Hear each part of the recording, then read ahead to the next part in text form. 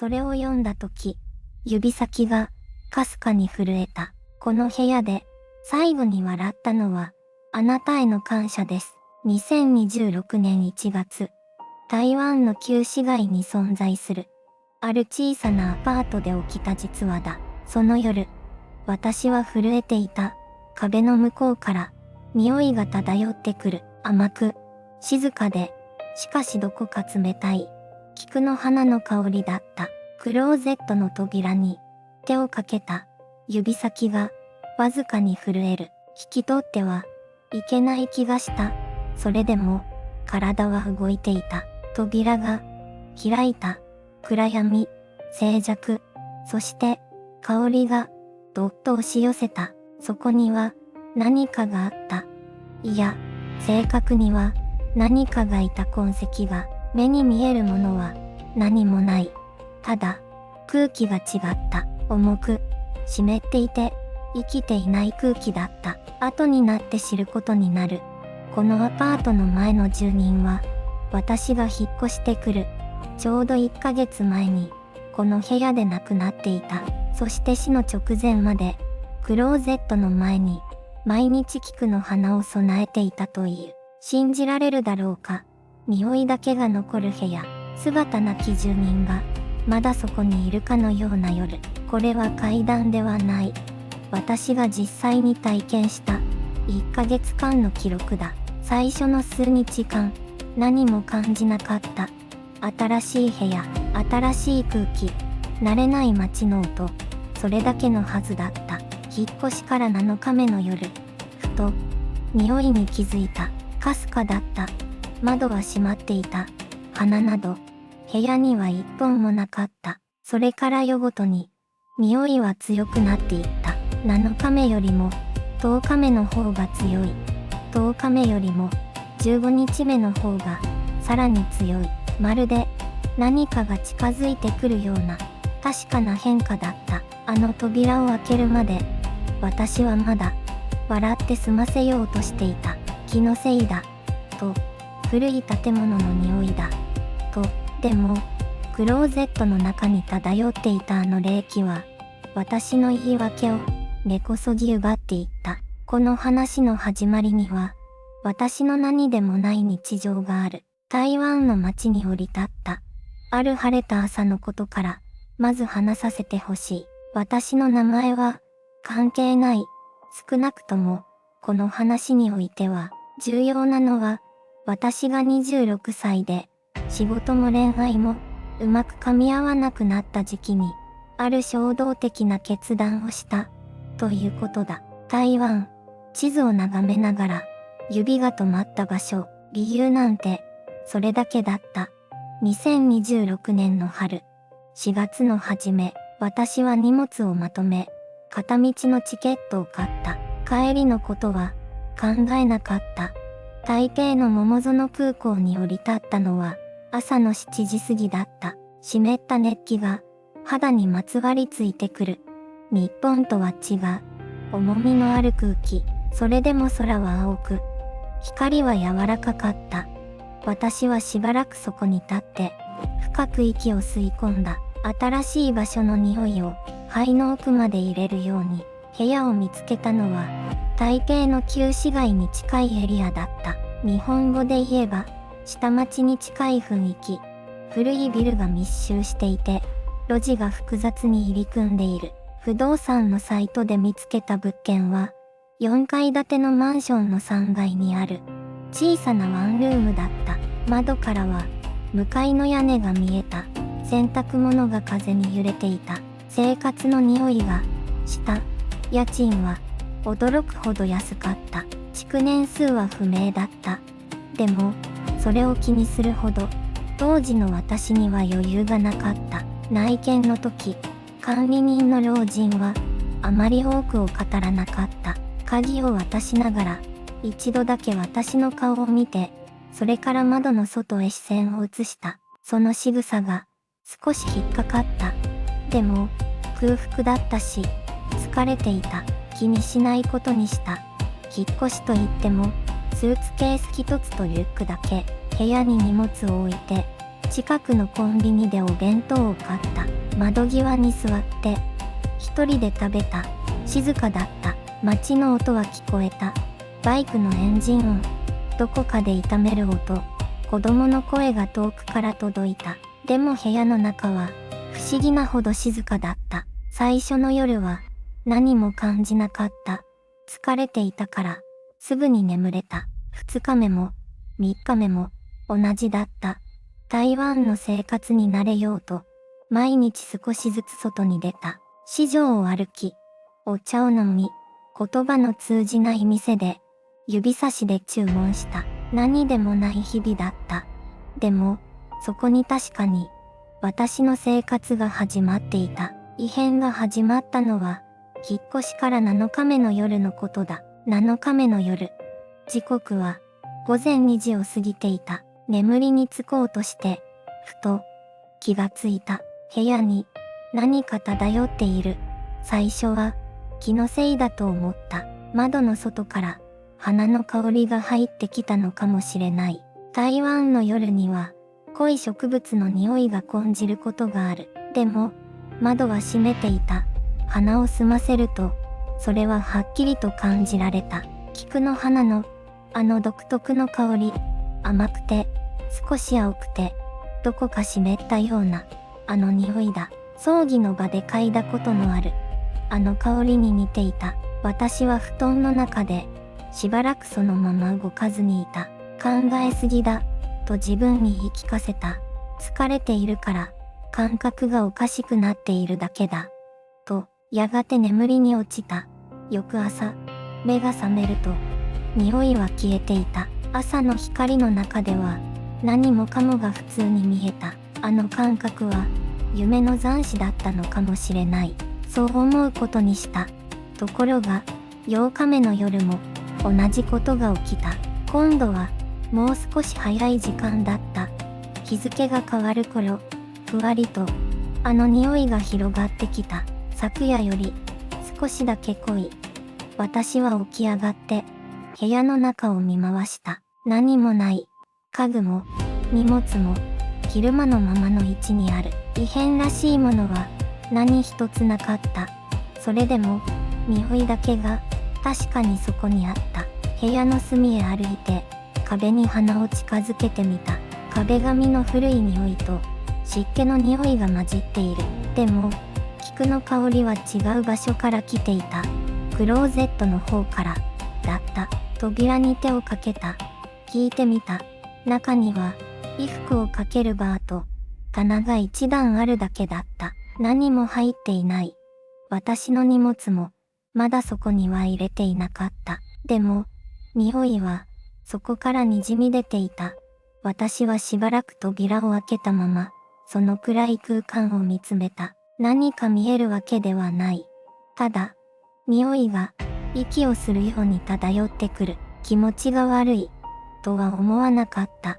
むしろ、なぜか、胸の奥に静かな重さが積もるような、そんな感覚だった。扉を閉めて、ベッドに戻った。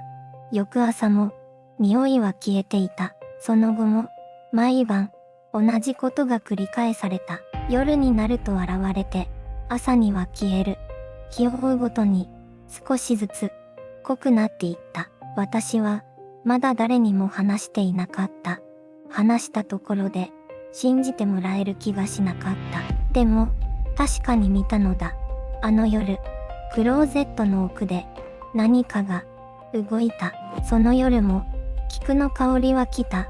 時刻は、深夜2時を少し回った頃、部屋の空気が、じわりと変わった。昼間の乾いた匂いが消えて、甘く、重い何かが、鼻の奥に染み込んでくる。私は、もう慣れ始めていた。いや、正確には、慣れようとしていた。見ないふりを、していた。でも、その夜は違った。香りの方向が、はっきりしていた。いつもよりも、濃かった。まるで、呼ばれているような、そんな感覚がした。私は布団の中で、じっと息を止めた。動いてはいけない、と思った。理由はわからない。ただ、本能が、そう言っていた。部屋は暗かった。カーテンの隙間から街の灯が細く差し込んでいた。その薄明かりの中で、クローゼットの扉がほんの少しだけ開いていた。昨夜は閉めた。確かに閉めたはずだった。心臓が速くなる。手のひらが冷たくなる。喉が渇いていく。私は目を細めた。そこに何かがいた。輪郭だった。はっきりとした形ではない。でも確かに人の形をしていた。立っているのでも浮いているのでもなく、ただそこにあった。動かなかった。私も動けなかった。身体が石になったようだった。叫ぼうとしても声が出ない。逃げようとしても足が動かない。ただ見ている。ただ見られている。時間が止まったような気がした。それはこちらを向いていた顔の部分に目があるはずの場所。そこから何かが伝わってきた。怒りではない。恐怖でもない。悲しみだった。深く静かな悲しみ。次の瞬間、香りが一気に濃くなった。部屋全体が菊に包まれた。そして輪郭は消えた。何もなくなった。私はただ天井を見ていた。息が震えていた。夜明けまで目を閉じることができなかった。翌朝、隣人に声をかけた。この部屋の前の住人について初めて聞いてみた。その答えが全ての始まりだった。隣人の言葉が頭の中で繰り返されていた。前の住人は女性だった。60代、一人暮らしでひっそりと生きていた人。そしてちょうど1ヶ月前にこの部屋で亡くなっていた。発見されたのは3日後だった。誰にも気づかれないまま、私はその話を聞いた瞬間、足元がずっと冷えた。1ヶ月前、私がこの部屋に越してきた日、それは彼女が言った日とぴったり重なっていた。菊の香りは上位のものだった。彼女はまだここにいた。ずっとここにいたのだ。その夜から私は変わった。怖さよりも奇妙な静けさの中にいた。なぜ香りだけ残るのか。なぜ私に届くのか。答えを探すよりも先に、それは起きた。深夜2時を過ぎた頃、眠れないまま天井を見つめていた。部屋がふっと暗くなった。電気はつけたままだった。なのに光が薄くなった。気配がした。視線だった。誰かが見ている。その感覚が背中から這い上がってきた。ゆっくりと首を動かした。部屋の隅、壁際の暗がり、そこにいた輪郭があった。白く薄く、けれど確かにそこに立っていた。顔が見えた。目があった。目があった。息が止まった。声も出なかった。体が固まった。ただ見つめ合った。1秒か10秒か、時間の感覚が消えていた。その時聞こえた声だった。低くかすれた。でも確かに人の声だった。私の名前を呼んでいた。誰にも教えていない名前を、この部屋の誰にも話したことのない名前を。それでも彼女は知っていた。名前が呼ばれた瞬間、菊の香りが爆発するように広がった。部屋中が花の中に沈んだ。そして彼女は消えた。音もなく跡もなく、香りだけが残った。私は布団の中で膝を抱えていた。夜明けまで1ミリも動けなかった。翌朝目を開けた時、部屋は静かだった。でも何かが変わっていた。空気の質が違った。昨日までの部屋と、もう、同じでは、なかった。彼女は私の名前を知っている。それが意味することを、まだ、理解できていなかった。これは、まだ、始まりに過ぎなかった。日常が、次第に、侵されていく。あの夜から、何かが変わった。部屋の空気が、違う。光の当たり方が、違う。壁の色すら、昨日とは、別の何かに見えた。彼女は、私の名前を知っている。その事実が、じわじわと、皮膚の下に染み込んでくるようだった。恐怖というより、もっと深い、得体の知れない感覚だった。朝食を作ろうとした。いつも通りの動作で、コンロの前に立った。火をつけた瞬間、菊の香りがした。台所で、昼間に、喉が、止まった。手が、震えた。炎を消して、その場を離れた。食欲は、なかった。昼過ぎ、洗濯物を干そうとした。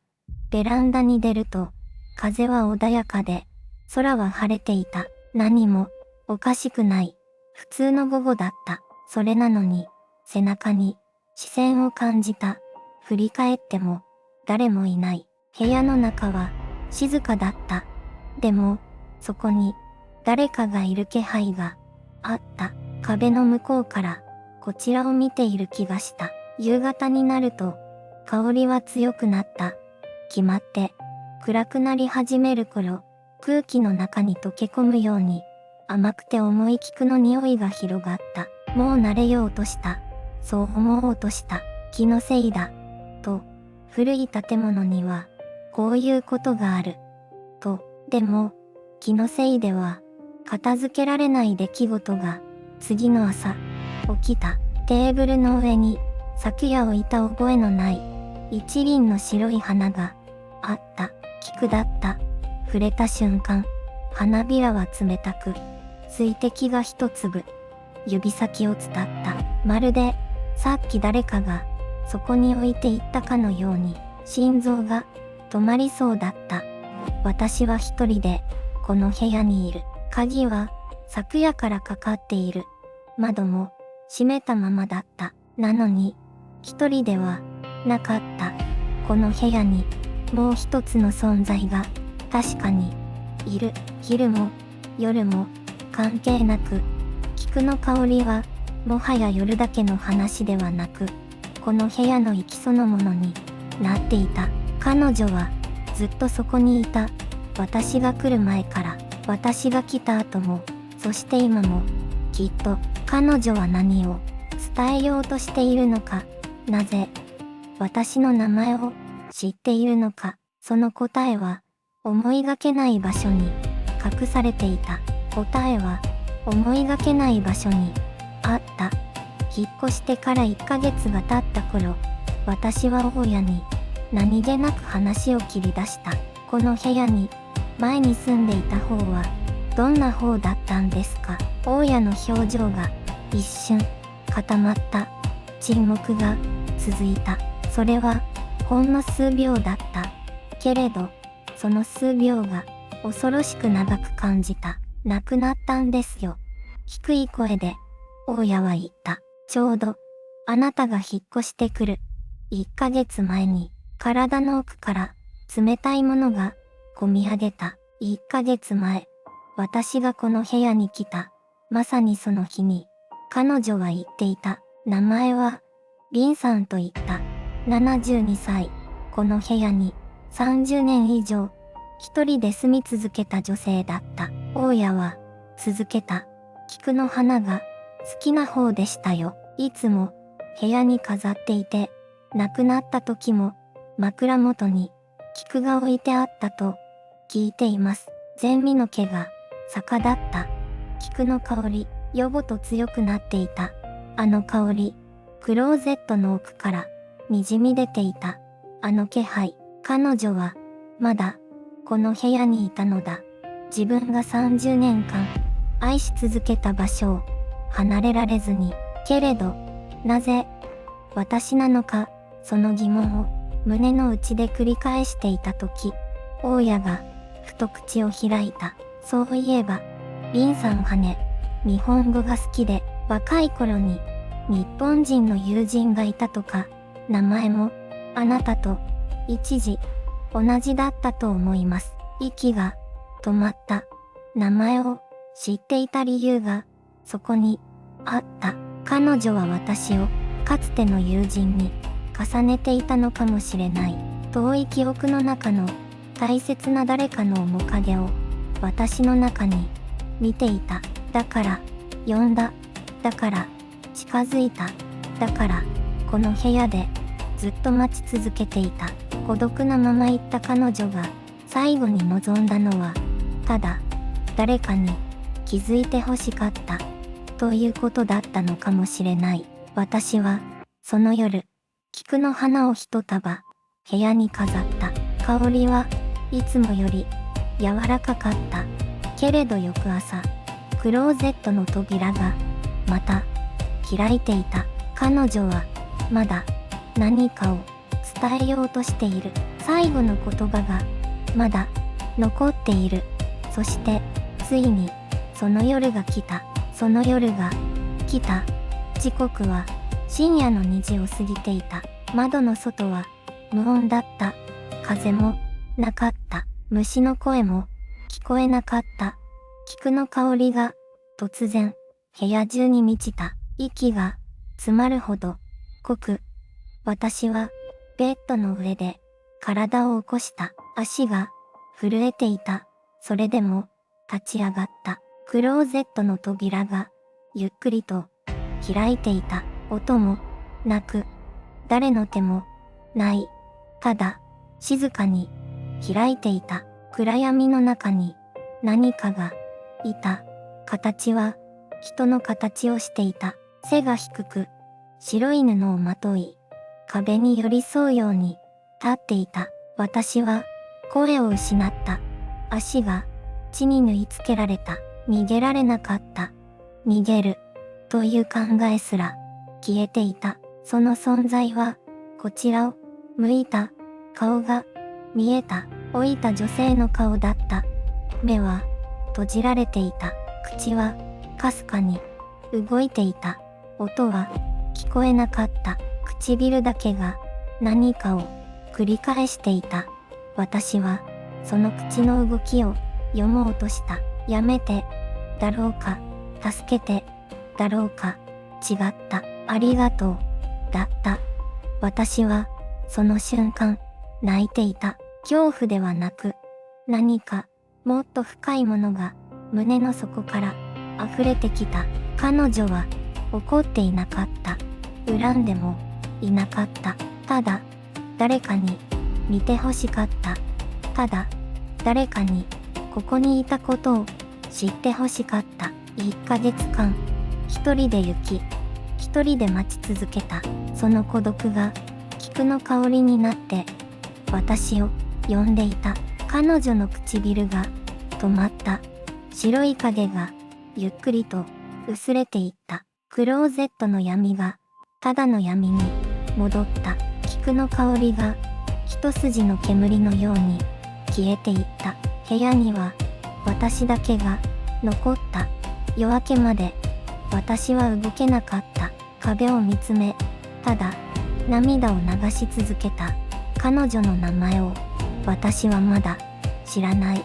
部屋の片隅に飾った菊の花が、朝の光の中で、静かに揺れていた。これが、終わりではなかった。翌朝、私は大家を訪ね、ある一枚の紙を、受け取ることになる。あの夜から、私の時間は、変わった。翌朝、大家を訪ねた。扉を叩く手が、震えていた。一枚の紙を渡したい。大家はそう言って、引き出しを静かに、開けた。受け取ったのは、古びた一枚の書類だった。そこには、前の住人の名前と、亡くなった日付が、記されていた。日付を見た瞬間、息が止まった。私が、この部屋に越してきた日の、ちょうど1ヶ月前、彼女は、この部屋で、息を引き取っていた。名前は、林美玲、と書いてあった。57歳、独り身で、この部屋に、長年暮らしていたという。大家は、静かな声で続けた。彼女は菊の花が、好きでしてね。部屋にいつも、飾っていました。その言葉が、胸の奥に、刺さった。菊の香り、壁のシミ。あの夜、クローゼットから漂ってきた。あの気配、すべてが、一つに、つながった。私は、その部屋に戻った。窓を開け、朝の光を入れた。空気が、ゆっくりと、入れ替わっていく。壁の隅に飾った菊の花が、風に揺れた。彼女への言葉を、探した。でも、うまく、出てこなかった。ただ、手を合わせた。それだけで、よかった、と思った。あの夜以来、菊の香りは、もう漂ってこない。クローゼットの扉も、普通に、開く。夜中に目が覚めることも、なくなった。だが、何かが変わった。